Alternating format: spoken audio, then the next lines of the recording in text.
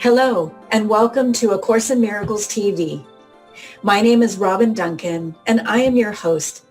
Our topic today is on practical steps to healing. I have a fun and fascinating guest with me. His name is Reverend Tony Ponticello. Reverend Tony has served as the executive minister of the Community Miracle Center, CMC, since he co-founded the center in 1987. As part of his spiritual work, Reverend Tony coaches the CMC healing team, teaches weekly classes on A Course in Miracles, writes and edits for the CMC's publication called Miracles Monthly, and he also lectures regularly for CMC's Sunday service. Reverend Tony runs large international ACIM conferences held in various cities and is the administrator for his ACIM Facebook group of over 19,000 members. On a more personal level, Tony offers pastoral counseling for individuals and relationships, among his many other functions. Welcome to the show, Tony. Thank you, Robin. It's wonderful to be here, and I'm really grateful that you asked me to participate. Of course, I'm happy to, and I look forward to spending this time with you and offering our words to Course in Miracles students and curious people everywhere. And also welcome to everybody who's watching this video. Thank you for taking the time to watch us. I know Robin's got some wonderful interviews already that she's done with other Course in Miracles people, and I've had a chance to watch some of those. So this is a great resource. So everybody really avail yourself to this resource that Robin is providing. Thank you, Reverend Tony. Thank you for being here and sharing your time with us. I know you are a very busy guy, so we are all going to be blessed today. Let's go ahead and jump right in. Okay. You know, you look like a pretty happy guy. What do you attribute this happiness to? Well, Course in Miracles says, why are you not rejoicing? We're free from all the problems of the world. A Course in Miracles is a discipline that I believe really offers us healing and practical freedom for everything, for all the so-called, quote, tribulations of the world. So, I've been studying A Course in Miracles for 40 years, and I'm not always happy, and I have, things that will bother me. But I think my general default is happiness, and A Course in Miracles has certainly helped, and maybe just really given me the permission to allow that to be. I think happiness really is everybody's natural state, but we put filters over it and blocks over it, and A Course in Miracles not only helps us to remove those blocks, but it really gives us permission. Course in Miracles says, have you really thought about how many opportunities you have had to gladden yourself, but how many of them you have refused? And I always like how that is worded, because it's not talking about some sort of transcendent spiritual bliss experience, which is fine if you manifest it. It just says gladden yourself. It's just like a real simple thing. So I think A Course in Miracles really gives us a very simple permission just to be happy, to be funny, to be silly. And I also want to say that I was raised by, in a household where my mother was silly. She was silly. She was one of those life of the party people.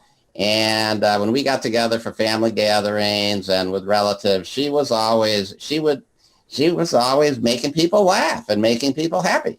And so I just, I resonate with that. I guess I was drawn to that, to manifest that kind of mother. And, I don't like to think that I am the way I am because of how my mother was, but I have, we were together in a holy relationship, and I have that in my background. So, I just have abundant permission to be happy, and I think A Course in Miracles helps us to just release everything that would prevent us from being happy and gives us that permission to let happiness and joy just really be our ground of being. I'd have to say when I started studying the Course, that was one of the first things that leaped out to me was that we don't have to feel guilty. I think that was kind of new to me. I actually thought, wow, I don't actually have to feel guilty. And then, like you say, that natural feeling of happiness just starts to spring forward.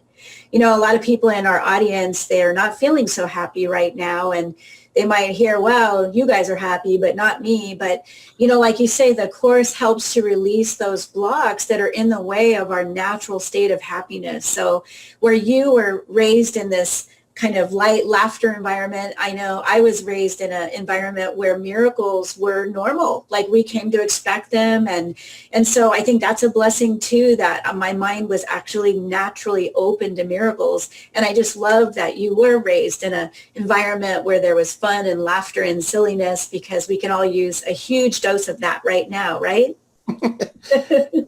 Always. Right now, sure, but always. And happiness is really a state of mind. It's not a state of circumstances.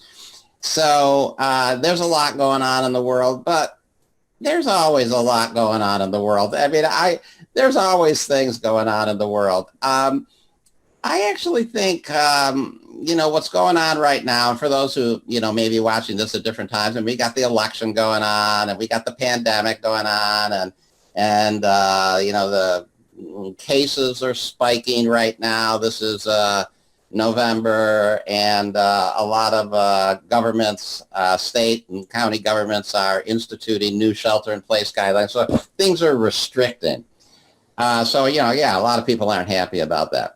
But there's always things going on that people can be not happy about. And actually, you can be not happy without anything going on. If your mind is going to, focus in that direction, there will be plenty of things for it to find. But we can just as easily, maybe even more easily, find things to celebrate all the time, and joyful things, and relationships, and people, and wholeness, and abundance, and, all kinds of things. And I think A Course in Miracles definitely helps us with that. Now, there's quite a few Course in Miracles students that really use the Course to really be neutral about the world, to just really allow the world to be however it is and feel unaffected by it. So, and I understand that point of view, and that's valid, but I think that only takes the process part of the way. So, I want to disengage from those things like the pandemic and the election, whatever. I don't want to be at the effect of those. But I also understand, and for me, I embrace the Course's teaching that tells us that the world's going to change as we change our minds. So I expect to see a reflection of my changed mind in the world. The teacher of God can change his mind in one instant and change the world in the next. So that's how the world really changes. And I expect that. I think that's what miracles are. From the Course where it says that we can actually have that happiness that is natural within us by not bringing unhappiness into our day. So that's not so easy all the time, but it can become a habit to not bring unhappiness into your day. One of the things I learned early on was about willingness. And that simply through willingness, if somebody doesn't feel so happy right now, or they feel burdened by what they see, that they could just be willing to be happy and to be even taught what happiness is. Early on, I asked God to teach me about unconditional love. I felt like I knew how to love people, but I didn't really know how to be loved by people in a consistent way. And I was taught, and now I feel like I have that answered. So we have a perfect inner guide and teacher all the time. And for anyone listening that feels like they're not feeling so happy, they could just be willing to be happy, and their inner guide kicks in and shows them how to get it done, right? Yes, we have a guide, which the Course usually identifies as the Holy Spirit. So we have a guide, the Holy Spirit, always in our minds, always guiding us back to happiness first, and then real joy and bliss and connection and love and peace and comfort and and all of those things. I mean, there's a continual voice in our minds moving us in that direction. And so, yeah, we just learn to tune into it. It's one thing to hear guidance, but then you have to accept it, embrace it. We have to learn to listen to it, but then we also have to learn to choose it.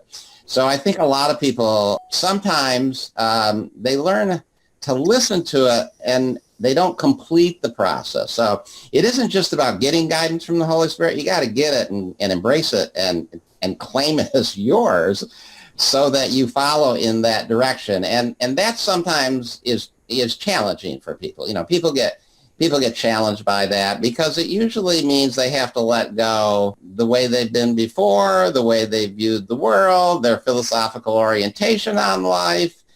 A Course in Miracles says we have to be willing to question every value that we have. A lot of people have some pretty sacrosanct values that when the Holy Spirit starts questioning them, bring up fear. And so they retreat, and think that can't possibly be what the Holy Spirit wants. But, that's the nuance, and that's what takes discernment, and that's what takes maybe years of study. To be able to really be tuned into the Holy Spirit's voice and to be able to keep following the Holy Spirit's voice. I mean, in one passage in the Course in Miracles says you have to learn to follow the Holy Spirit through seeming terror, just trusting that he's not going to abandon you there. So, the other day I was talking to some people and, I was in a class and I was teaching and we were reading. I think we probably read that particular passage. And I said, I realized that that's really my primary function as a teacher of A Course in Miracles is just to keep people engaged and keep holding their hands through all those times when this discipline and the Holy Spirit is guiding them through seeming terror. Because the temptation to let go of the Holy Spirit's guidance, it says you're going to be severely tempted. So when the Course says severely tempted, it means severely tempted. So as a teacher, just ushering people, holding their hands through those moments. Well, thank goodness for you doing that, because I bet a lot of people would have quit a long time ago. But, from my experience, it's not that Holy Spirit is going to impose terror, which I know you didn't mean. But in A Course in Miracles, he does talk about it. And what it seems to me is that when we take this journey back to the awakened mind, our ego, I call it your lower mind, is really going to try to pull all the stops to throw every fear you've ever had in front of you to try to stop or slow down that journey. And so the Holy Spirit is the one that's kind of leading us out of the terror, where our ego is constantly trying to have us face that terror. So it does feel like this balance as we go through the practice. But if we do stay engaged and we do keep asking the Holy Spirit, we do find our way through. Some people too might wonder, well, how do I know if I'm listening to the Holy Spirit or the ego? And I know for me, the Holy Spirit's voice makes me feel peaceful, makes me feel safe, calm. And when I'm listening to my ego, I feel anxious, worried, concerned. Do you have any thoughts about that? Like how? Yes, I do. Yes, I do. Right. I got some guidance many years ago, and I've talked about this many times, and I bring it up about listening to the Holy Spirit's guidance. So when I was a child, one of the things we did in our household is we put together big picture jigsaw puzzles. And it was, my mother loved to do that. And, the kids, and we'd get the big 1,000-piece ones. And, it was always a big deal. And they were around for sometimes a week or two before you got it. And some were much more harder than others. Okay, but when you you're looking for a piece of a jigsaw puzzle. And, you look in and you think, it's got a little color here and a little bulge here. And then you look in and then you pick up a piece. And when you see a piece, an individual piece in your hand, it's a fragmented picture, and you sometimes can't even make out what it's a picture of. But when you put it into the puzzle, its individuality as a piece ends, and it becomes part of the bigger picture. And guidance from the Holy Spirit is like that for me. it's like a little piece of a puzzle, but when I put it into my life, it just like fits a bigger picture, or it allows a bigger picture to come into view. And then it's not just even an individual bit of information anymore. It's part of a larger thing. So when I get that feeling of that, oh, this just fits, this just fits into this larger picture. So of course, it's just like, of course, I see the big picture now, and I see the spirit guided picture. And so yeah, I look for that feeling. It's such a blessing that as a child you were taught to look for the big picture, because it really matters, right? Now, since you have been around since in the course since the 80s, that's a long time. How would you say the community of A Course in Miracles has changed over the years? That's a really good question, I think, and an important one. I got involved with the course around 1980, and it was probably about a year before I really embraced it as my spiritual discipline. So 1981. So that puts me, a 40-year student. Oof. And that's a long time. It was a long time. It's hard to really even remember what it was like 40, but there was no internet, of course. We didn't have email back then. It was hard to even find the books, but there were people meeting and gathering. But it was, but there were ways that we found each other. There were periodicals, published things that listed things, and you found out about things. So, in the beginning, there was this, like, when I first started, there was this like rush of excitement. There was this like exuberance. It was A Course in Miracles, and people were excited, and people would get together and share miracles, and nobody really knew much about the discipline, actually. And people were bringing into it all kinds of, it was a mixed bag, but you'd read a little of the course in a group, and there was this air of excitement and miracles.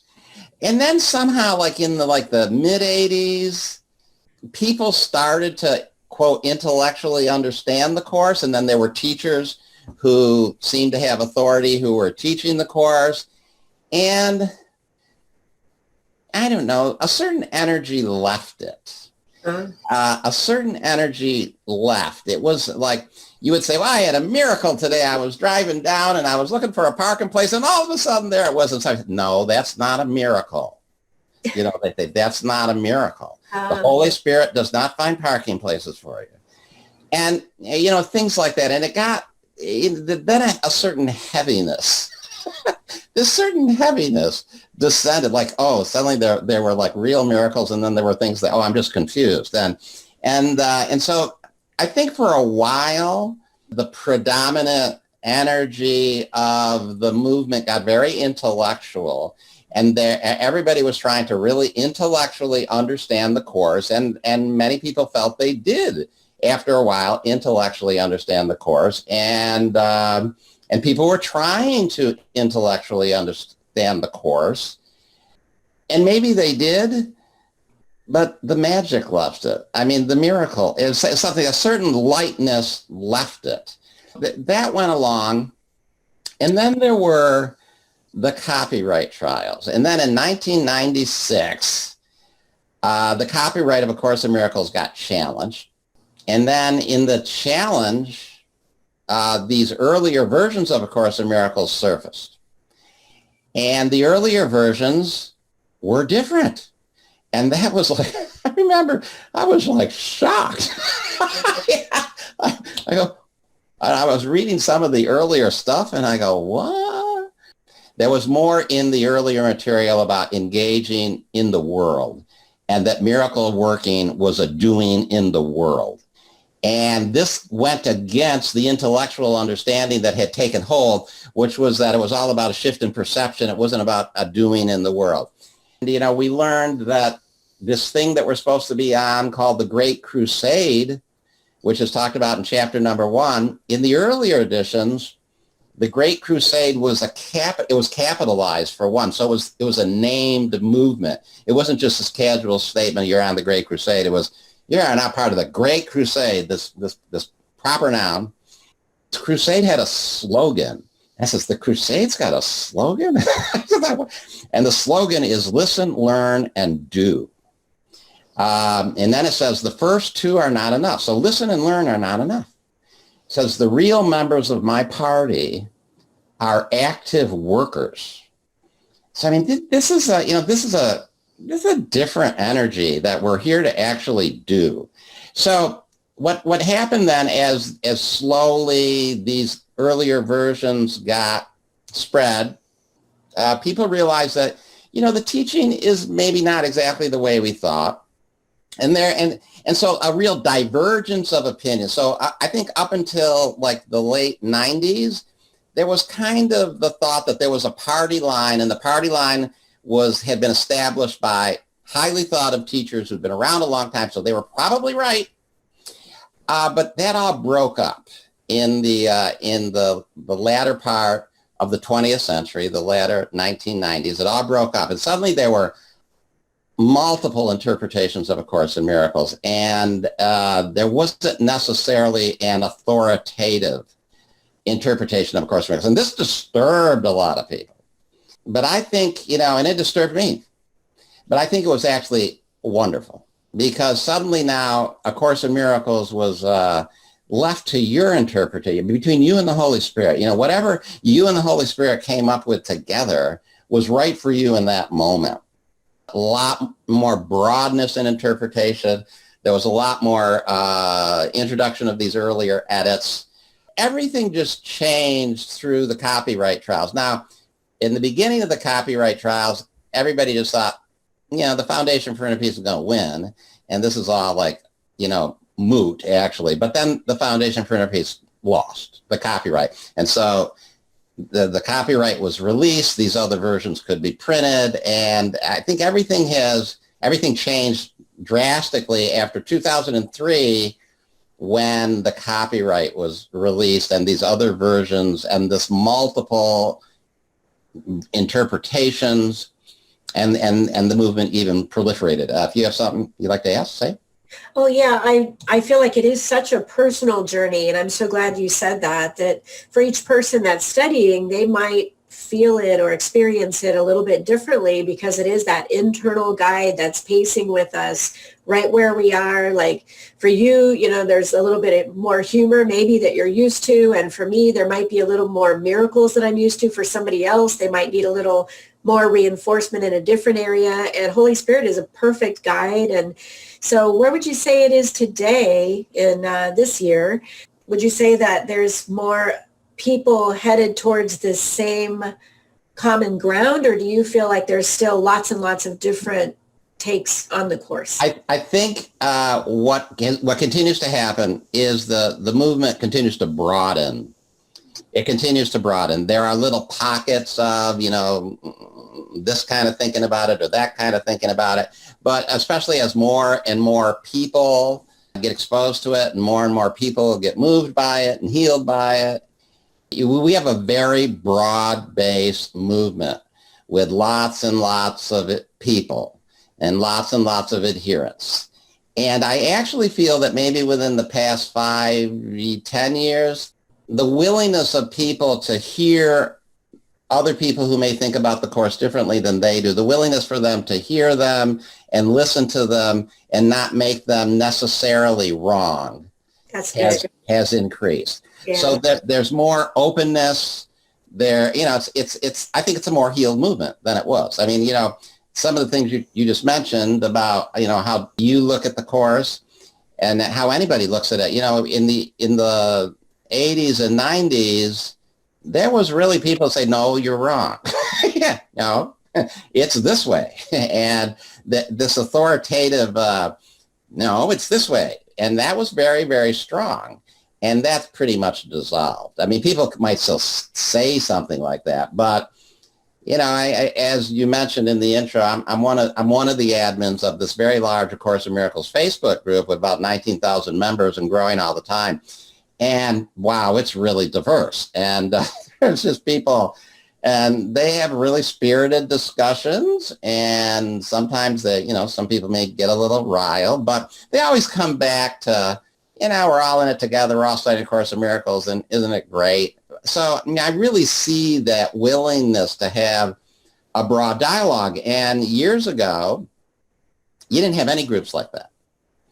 Groups like, we are going to study this particular interpretation, and actually, if you veer too much from it, they kicked you out of the group.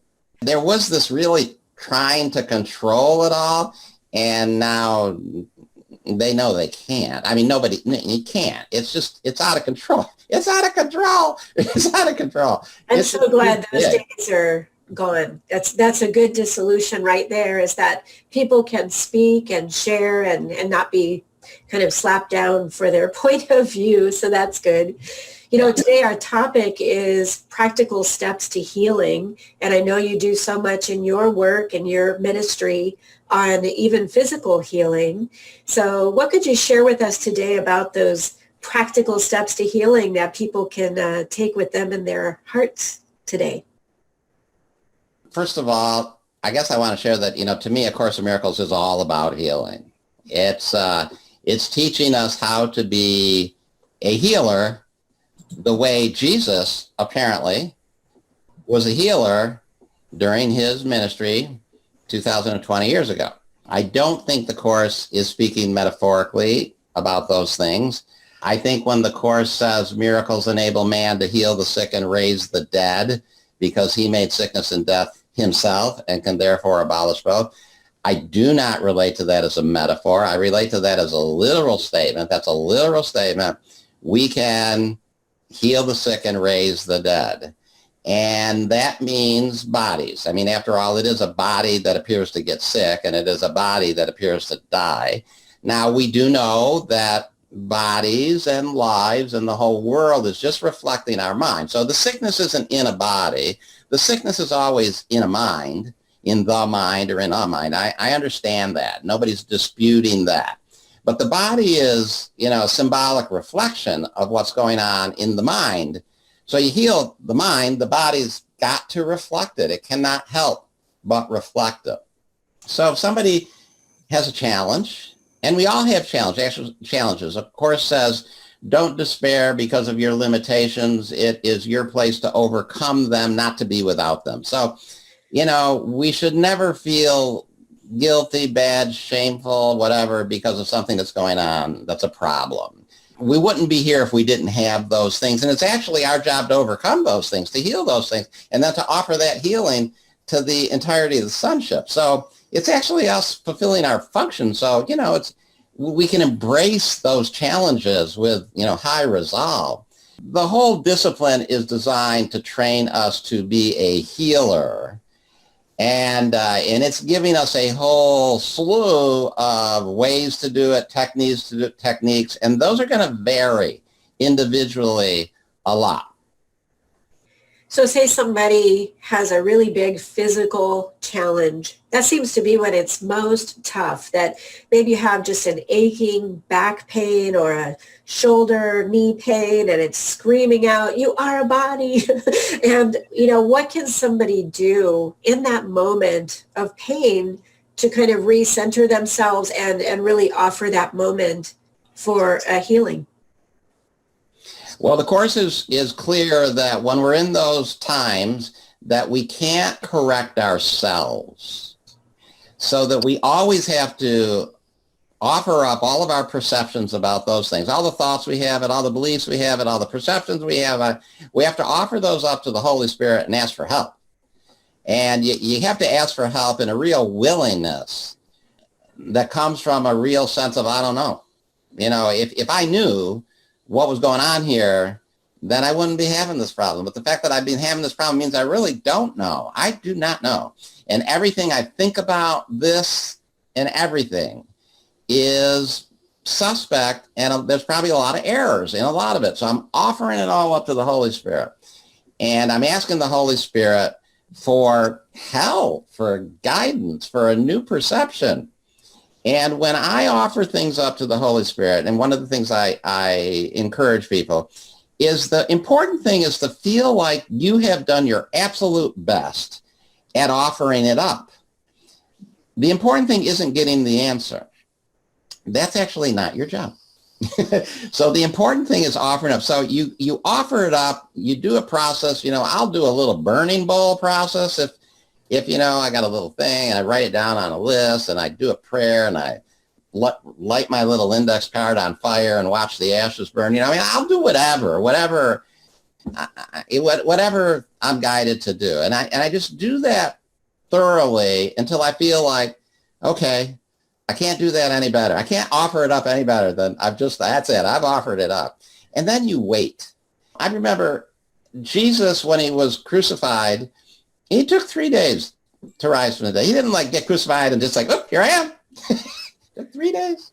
So when you really got something going on and you're really asking, you can give yourself at least 3 days, can't you, to get an answer or something, to get some sense of, I think maybe Holy Spirit is guiding me in this direction. And again, it's like things fitting together in a jigsaw puzzle, or healer, or a particular medical professional, or a particular alternative healer. Or maybe you read something that seems to relate to your issue and I think I want to try that. Maybe you don't have to do anything. You don't know how the healing is going to manifest. And you really have to be open to it manifesting any way possible. It could be something totally unique and different than you would ever have thought of. But, so it's just kind of that process.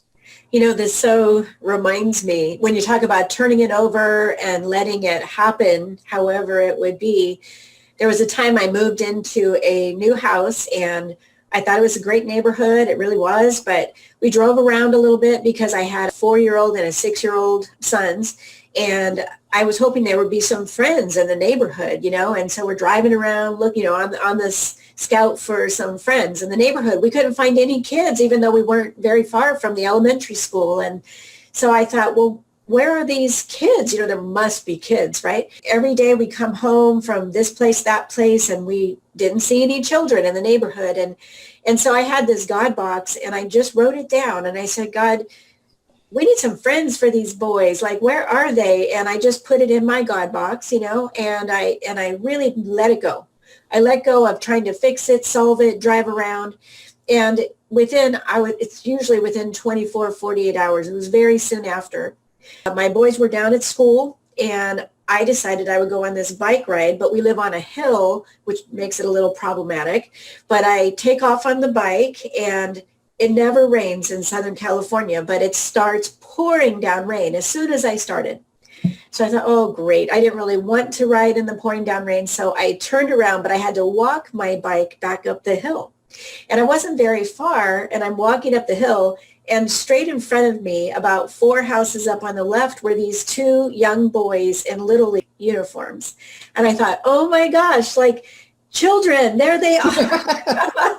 And anyway, they ended up being really great friends for my sons. And I went up to them and I said, where do you guys live? We've been looking for you guys. My boys need some friends. And they said, I live here. He lives there. They were walking distance from our house. But it was so sweet. God's answer is so sweet. In the Course, it says, when you're answered, you'll know you have been answered. And I felt like that why did I get that idea to go for a bike ride? And then it rained and I decided not to make a big deal about it. And that's how God showed me where they were. And just like that. So anybody listening, if you've got some problem, even a simple one or a complicated one, you might try what Tony's talking about, burning it in the bowl or putting it in your God box, your prayer box. And I love what you said about just really letting it go and giving up your need to solve it. I think that's such a big deal. If people are listening to the news today, they pop on the TV and there's the news, and sometimes it's a lot to hear. What can they do when they hear things that they are troubled by? Do you suggest they not watch the news, or what do you suggest they do in those moments? Well, this is a question right now, man. There's some miracles teachers that are suggesting that you not watch the news. In fact, I even saw a person who channels Jesus, a current channeler of Jesus, and Jesus came through and said, stop watching the news. And I think that's a possibility. Stop watching the news. One of the things I really realized as I've stepped back a little that there isn't any news. It's all propaganda for one point of view or narrative or another. I mean, there's not really news. If you feel compelled to watch the news, and a lot of people do, try watching more news, but at the opposite, point of view. So if you generally consider yourself a liberal or a left-leaning person, find out what a real popular right-wing channel is and watch that for a while. Get the other point of view. At least get a balance. I think that helps. It's the external world. It's a reflection of our minds. Our minds are in conflict, and that conflict plays out there on the world. Hopefully you can develop an ability to watch news dispassionately. Or having a difficult time with that, you might consider not watching it for a while. I think so too, that, if you're watching the news, it can be a great way to practice. Like you can look at the news and go, what must I believe to see what I'm watching? And you might think, well, I must believe in separation or different points of view or chaos or conflict. And so we can pause and pray right there and literally turn that over and ask for a healed mind about those things. But sometimes when it makes your fear go up and your peace come down, maybe that's a good time to turn it off and just pray about that. God, help me to stand strong in whatever I do, that you're walking with me wherever I go. Help me to learn how to see anything without fear. And maybe we're not there today, but we could certainly open to being there, right? Yes. And the other thing is it can give us a really good indication of how healed we are about things. So if you're watching the other point of view and you get really upset and angry, all you're thinking about this is suspect. You just really got to get that. Use it as a way to just show you how insane your thinking is. And maybe that will help you to disengage a little bit from it, and not take it all so seriously, because nobody really wants to be insane. So, if watching the news, and especially if watching the other side, gets you really upset and angry, that's a good indication that you got work to do, and that maybe all of your thoughts really here, you shouldn't pay as much attention to them. Just offer them up and ask for a different perspective. I do think it's always possible to rise above it. I don't think there's any, news that you cannot rise above. And the Course in Miracles does say in the Bible that all things work together for good. So you should be able to step back a bit and ask Holy Spirit for some guidance and see how something good is coming of whatever it is that's going on. What if, so that's the news, which we can turn off, right? What if you're living with someone that you can't turn off? What can they do? What do you think? Well, behavioral questions like, what do you do if you're in a relationship and the relationship is problematic? You do whatever you're guided to do. You offer all of your thinking about that relationship to the Holy Spirit. You offer all of your perceptions about the other person to the Holy Spirit. You do your best to affirm that the other person or the people involved are holy children of God, even if they don't seem to be manifesting that much of that. But that's who they are in truth. You try to see how they are that. You ask for Holy Spirit's help to see that. The Course says, dream softly of your sinless brother. Select his thoughtfulness to think about instead of counting up the hurts he gave. So, there's direction there about how to be. But then you're open to guidance. And if your guidance is to move, you move. Don't stay in an abusive relationship. Your guidance is to move. And be ready for that, So maybe you have a value like, oh, I'm a good mate and I stick with my partner and I, through thick or thin, this is the better for worse. Well, it's the worst, but those are values. The Course says you got to be willing to question every value that you have. So those are just values, question them, But if you get clear that your guidance is, to, move and to have a different relationship and form with this person, then follow that guidance and trust that guidance and trust, that you'll be cared for and that you'll have the courage and the strength to get through that and to have a wonderful life with whatever you set up next. We always have to be really willing to follow the guidance, and the guidance can be very different than what we think, and it can directly confront things that we thought were very valuable or very high values or even moral values. You just have to be really willing. I love your practical guidance because it's always those steps. Everybody's like, what do I do? What do I say? And it does boil down to a discipline of, when you're in that relationship that's not comfortable, that you would be willing to see the light in them. Like you said, that's not easy when you're really mad at somebody, but that shift in perception that you're choosing to do really invites the miracles to occur. I think it gives you that fertile ground where the correction can be made by the Holy Spirit. There's a point with the healed relationship where he says we can turn over a relationship and ask that it be made holy, which I love, that we can go to the Holy Spirit and say, will you take this relationship and show me how it can be made holy? And then we are immediately under the guidance of the Holy Spirit in this beautiful healing. So thank you for that. Those are great steps for everyone today. And maybe because of the present situation, people might feel a little pessimistic about the future. What do you think they can do to perk up in terms of looking forward to a happy future?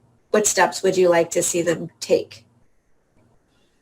Well, I think the thing to do is to create a happy now. The future will take care of itself. The future is just an extension of the now. So when we learn, with the help of the Holy Spirit, how to manifest our joy and our happiness and our connectedness and our love in the now, then the future takes care of itself. The Course says future happiness doesn't actually even make any sense. Happiness is always in the now moment. So be not content with future happiness. It has no meaning and is not your just reward, something like that. And I believe, and this is my experience, that the Holy Spirit can always guide you how to be happy now and to be peaceful now and to, and to enjoy, and to, as I said, gladden yourself now. Do the things that are going to make you happy and joyful and glad in the present moment, the ones that you're guided to. We're not talking about driven behaviors or addictive behaviors, and, people challenge me about that one. So, as you're guided, but you trust your guidance, and you make the now as pleasant and happy as you can. And I guess the key is really just to want that. Number one, we need to want that, and then to invite the Holy Spirit to guide us to that place of consciousness. So, a lot of people would say, well, I prayed about it and I'm still not happy, but sometimes we just have to leave a clean, open space, to be taught, which is so important. Now, you mentioned earlier when we've talked that you had a beautiful miracle in terms of mental health. Can you share more about that? Yeah, let's try to do the short story. I like the long story. Go for it. Okay, my biological father, great. Yeah, he was great in so many ways, and I loved him. And I worked closely with him when I was a child, because we were farmers, and I worked on the farm with him. When the men's movement was going on in the late 90s, one of the things they said, boys are growing up without this connection to their father. Well, that wasn't me. I worked right alongside my father, very young, early age. So, but my father had mental challenges, and I think he was probably diagnosed as bipolar. He was diagnosed as bipolar or manic depressive, and he was hospitalized many times throughout my childhood. It was very traumatic. Mental illness at that time had a terrible stigma. So you couldn't talk. We kind of knew my father went to this hospital, but we were supposed to like kind of not talk about it and maybe make up a story about where Dad was. And then he would have series of electroshock treatments. So, the treatment that he would have like 6 or 8 of those, and they usually got him better. But these were very, very traumatic things that happened in my childhood. And then when I got to a certain age, I think the very first time was, I had little skittish things, but I think it was like 28 or 29.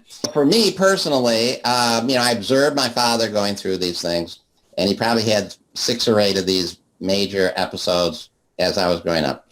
And then for me, when I got to be about the age of 28 or 29, it happened to me. It runs in families. This is what you're taught by, this is what the medical establishment will tell you.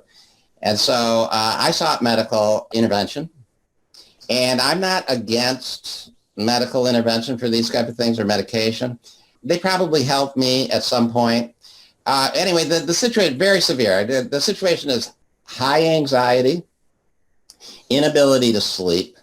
After some time of not being able to sleep and high anxiety, your ability to actually think, to cognate, your cognition ability is drastically reduced. So it became really hard just to do things because I couldn't think how to do it. Or, everybody has the experience. You walk out of your room to go get something, and all of a sudden you're in the hallway and you don't remember why you walked out of your room. But it's like you just magnify that a lot. And so life becomes very difficult to live. That would go on for a while. Then depression. Then you get like, this isn't worth, this life is not worth living like this. This is just, and then you don't want to move and you don't want to get up. So it's the whole gambit of symptoms, and they were severe. So I got through the first one when I was 28, 29. It took about 12 weeks. And I got through with medical help, medication. Without getting into the long story, I did a lot of other things too. The cognitive behavioral therapy and regular traditional therapy. And I was also just getting involved with the Course in Miracles at that time. So, I saw Course in Miracles as really being sort of a spiritual way to do cognitive behavioral therapy. It was sort of like cognitive behavioral therapy with God. And so it was really part of why I really embraced the Course in Miracles so strongly early on, was because I was using it to help me with my mental problems. And so I probably was good for another almost 20 years. And I thought I was like, I'm not, that's never going to happen to me again. I got a Course in Miracles. I know what's going on. I hadn't taken medication in many, many years. And then I had another episode of it and doctored again. And and it was just as severe as the first one. The only difference was when you go through it like a second time, you have the memory that you got through it, and it lifted eventually. So that's the difference. You're going through all the same symptoms, but in the back of your mind, like, this happened to me before, and I got through it. And so that dulls the edge of it a little bit. But I also now had a Course in Miracles. And, and I had about 20 years experience of A Course in Miracles by this time. So I really used, a lot of guidance, a lot of prayer. I got guided to a lot of things, without getting into all of them, about what to do. And the way it works with me is that when I pull out of it, I'm just like normal again. It's like it never happened. It's like, oh, gone. But then I went in and out of it with lesser episodes that were not as intense, but still problematic, but always, working it with the Course, and doing some medical interventions. But there came a point with the medical interventions where the medications were producing so many side effects that were awful that I just couldn't continue on with the medications because the side effects were too debilitating. And then I remember, with my doctors, with the psychiatrists, then they would prescribe a medication for the side effect. And so pretty soon, you're taking 3, 4 medications. I remember at one point telling my doctor, how many medications do you think I'm going to, that I can take? And she goes, well, people take 6, 7, 8 medications. I go, no. How are you feeling today? I had a therapist, not the doctor, a therapist who was a really sweet guy.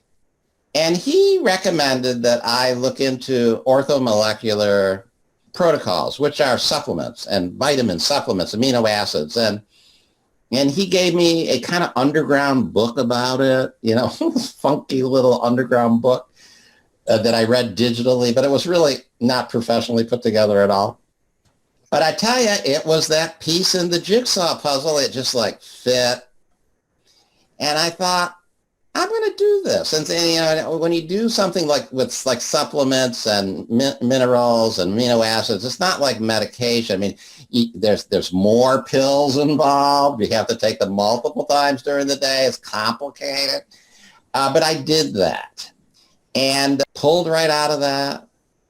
And I still do a modified version of that orthomolecular protocol. And I haven't done any prescription, medication in over 10 years probably. And I feel perfectly fine. And it better, I feel great. This whole thing with the pandemic, so many things have happened with the pandemic. My church can't meet. My conference got canceled. I've had relationship challenges. My board of directors challenged me at the church. Still fine. And it was I just cruised through all of that. And without any problem at all. In fact, some people, my board, who knew me, when I went through the episode, 10, 12 years ago, I called a special meeting of my board and said, look, I'm not doing well. My ability to really lead this organization is impaired. But they were very supportive and they knew I was doing everything I could. And I guess they had faith, their guidance, they had faith that was going to be fine. And I told them, I've been through this before and it usually gets better in about 8 to 12 weeks. When all the things are going on here with the pandemic, my board asked me, how are you doing? Because a lot of them are still members. How are you doing? Are you okay? They kind of, they were challenged by some of the things I was sharing, and they thought maybe that was an indication that I was going through some sort of mental episode. But we got through that, and, we had our meetings, and and there's enough of them that are really close to me and that know that I'm not going through any anxiety state because and I never hid it anyway. I mean, that was one thing the course really helped me with was there's nothing to hide. There's no secret. So, as soon as it happened badly, when I realized that I was really going through it, I told them, I called them and I asked for help and let them know what was going on. There's no reason to hide any of that stuff. So they realized that, and they realized it was fine. Some of them still have a little challenges about my whole approach to the pandemic, but I don't have the same belief in it that other people do. What you were talking about, doing what's in front of you to do, and you were guided a certain path. And, my husband and I, we've learned through the study of the course that the Holy Spirit will always respond where you are at the time. And it says in the course, I believe, that sometimes he'll use illusions to help you with illusions because that's what your mind understands or what it's able to receive at the time. I love that you were just guided to something very simple, that it didn't have those negative side effects in your mind that you had to deal with. You're obviously very clear, very present with me. And so, it's nice to see the beautiful effects of the healing. And I know that's where we're all headed, is just back to that state of peace, wholeness, completeness, right? That's exciting. And I think you mentioned that you went through a few different waves of it, each time a little bit less. And I felt that too, because once you're free of the grip of your own ego, it seems like the next time it's a little easier. It's like been there, done that. So you know what to do the next time. And then the next time it gets shorter, shorter, shorter. Sometimes we don't have to go back through it. Who knows why? But as long as we walk with the Holy Spirit, it's guaranteed to be successful, that we would get back to our peace about all of it. Anything else you'd like to share before you tell us how to get to your wonderful materials? I have had the thought that my father was challenged with these things, and he never really had any healing. I mean, you do electroshock treatments and it snaps you out of a particular episode. But then he, in the latter part of his life, he was on heavy-duty medications and lithium, and they eventually destroyed his kidneys, and he died of kidney failure. I mean, he transitioned because of kidney. The last few years of his life were really awful, actually. So I kind of just really believe that I was able to heal for my father. I had access to more information. I don't know. You know, he was not a highly educated man, and it was a different time. Right. But because of my education and what I had access to and my spiritual development, I could bring different forces he could not. And so I was able to heal what my father was not able to heal. And so I offer it up for him. Isn't that wonderful? You know, it says when we're healed, we're not healed alone. So there you are. Yeah. You know, we're able to bring healing to the whole family and for your father. You know, Yeah, and it only takes one of us, whoever's saner at the time, right? So you were able to get right in there and apply some of these things you had been learning. That's pretty exciting. Yes. And as I said, you know, I worked closely with my father as a child. So I had a close relationship with him. Never had any like problems. You know, people had problematic relationships with their parents. I didn't have any particular problems with my father. To feel that we're joined in the healing, and the healing manifested in me, in my body, in my life, but we were healed. We were healed together. I bet your dad's doing cartwheels in heaven. He's like, that's my Tony, right? Very exciting. Well, Tony, how can we find your materials? How do people reach out to you? Tell us. Well, the Community Miracle Center is not hiding. We are not hiding. People can email me at miracles@earthlink.net. That's just the word miracles, miracles, at earthlink.net. You can just put my name in any search engine and I'll come up all over the place. Or you can just search for the Community Miracle Center, either on Facebook or Twitter or the web. We have a huge website. I mean, I've been developing that website since '96, and I just keep adding more stuff to it. So we got a huge website. And you have classes and... Oh, I got all kinds of classes. Community Miracle Center currently has 14 active classes on Zoom every week. 6 of them are drop-in classes or the Sunday gathering. You can join us for a Sunday service every Sunday. 6 of them are drop-in classes, and then the other 8 are classes that you enroll and register and pay for. One of the things that's been really important for me over the past 3.5 years now is we developed something called the Healing Team, and I'm the coach of the Healing Team. So the Healing Team are members of Community Miracle Center who get an email from me every night. And it's the last thing I do at night is I write this email, and the email has a paragraph that I write that I feel is about healing and inspiring to the people, to inspire them to be healers. And then we include the list of the things that people have asked us to pray for, you know, healing requests. So we're a healing ministry, and we have been for almost 30 years. So we've always had some way to pray for a current list of things people have asked us for prayer help with. And so this is expanded now to the Healing Team. So there's about 50 members on the Healing Team getting this email every night. They've made an agreement, they'll at least read it. It has this inspiring paragraph that I wrote, has a paragraph from the workbook lesson of that day, and then it has the list. And so I really just ask people to, with your elevated consciousness, being a miracle student, after you've done your daily practice or incorporate this into your daily practice somehow, then just read this list. And the Course says the simple presence of a teacher of God is enough. So I really just said, just read this list, join with these people, and your presence will send them healing, energy, and light. And things stay on the list for a month. So I'm very excited about the Healing Team, how that works.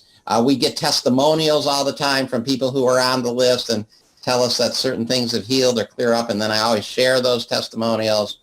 So I encourage people to, you know, if you want a real practical way that you can join with a group that is actively healing on a day-to-day basis, that won't take up too much of your time, contact me, and I'll explain to you the whole ins and outs of being on the Healing Team. Come to Sunday service, any Sunday gathering. It's on Zoom. Yeah, I give talks, but other ministers from the CMC give talks on Sunday. As soon as we can do conferences again, we'll do conferences again, but, can't do conferences right now. We still produce a printed on paper publication called Miracles Monthly. We've done one every single month since we were formed in 1987. So I think we're on issue 406 now, or something like that. 405, maybe 405 issues in 405 months. Well, Reverend Tony, you are doing some great work in the world, and we're so grateful. Sounds like you're just out there every day. I love those emails at the end of the day. I'm sure that could really help a lot of people.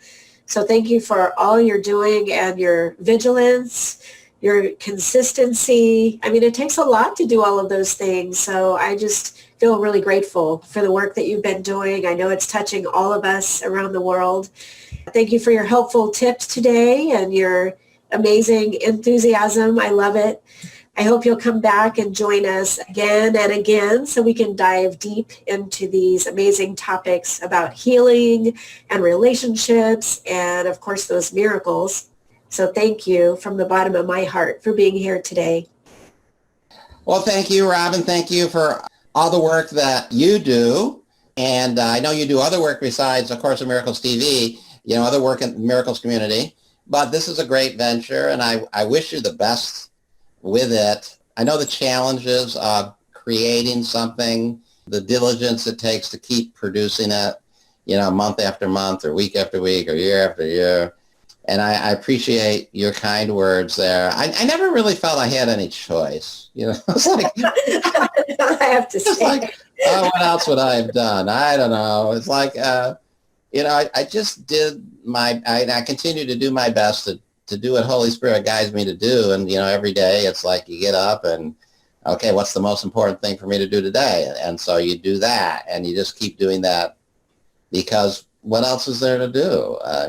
Wow. But I appreciate your kind words about it. You got it. And you are answering the call. So you are playing a really powerful role in answering that call. So you can hear our heartfelt thank you for just being with people every day and listening to them. And like you say, as a teacher, holding their hand and helping them to take that step forward each day. So thank you. You're welcome. Thank you for having me. Oh, you got it. Well, everyone, we are so excited today to be with Reverend Tony Ponticello. And this is Robin Duncan with A Course in Miracles TV. And be sure to check out our website at acourseinmiracles.tv for upcoming events and resources. This channel is freely offered for public benefit, and your tax-deductible donations are so greatly appreciated. Thank you for joining us, and remember to expect miracles, and have a blessed day.